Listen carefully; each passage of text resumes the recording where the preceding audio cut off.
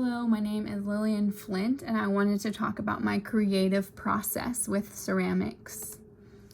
So I pull a lot of inspiration from interiors from the 60s through the 80s.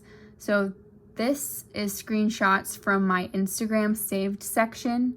So on Instagram, every time I see something I really enjoy, I save it.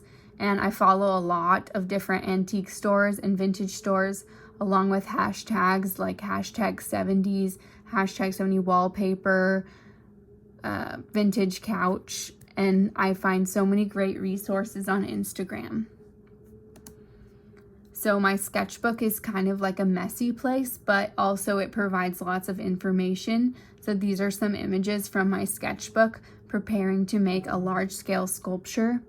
So as you can see, there's like a lot of notes. So talking about like shrink slabs and layers of shrink slabs and how I'm going to have interior supports and which ways I can use to reduce weight on those supports. So my favorite thing to do right now is use the app Procreate on my iPad with my iPencil, Apple Pencil.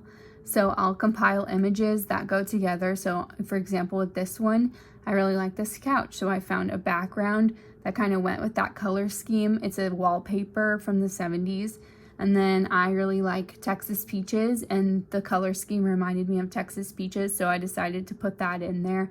And I think that the repetition of the disco ball patterns with the peaches kind of makes it cohesive. This couch is a couch from Lullubee's, which is my favorite vintage store in Dallas, Texas. And the wallpaper is an image from a store in LA called Daisy LA. And the flowers, I felt like just tied it in, and that's also from one of my favorite florists. This image, I found this couch at Lullubee's when I went there recently. I actually took this image. This couch really struck my attention. How it was in this white room all by itself, angled all nicely and such.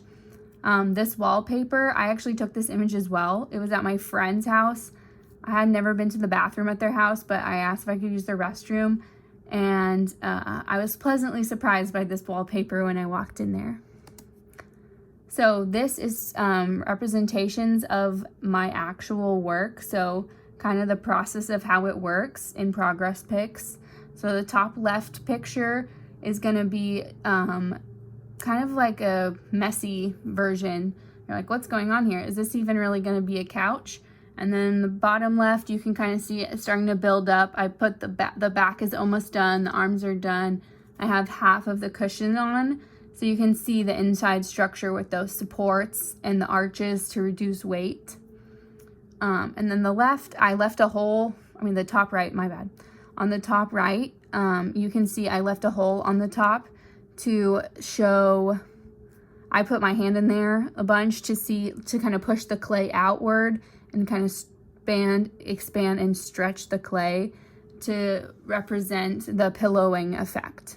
So on the bottom, you can see the finished piece, all smoothed, and it has the little buttons and the cushions ready to go. So on this set of images, I spent so many hours painting this couch, over 20 hours. So I decided to do a plaid. I made this grid with a pencil beforehand.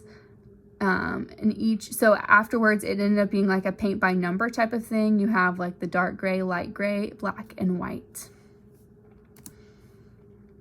So after it was all painted and ready to go, I put it in a gas kiln and fired it to cone 2, which is approximately 1800 degrees.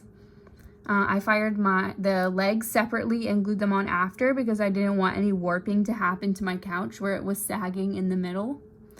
And then at the end, I showed it in the ceramic showcase at the University of North Texas. This was a show with all the advanced and grad students attending classes here. Thank you.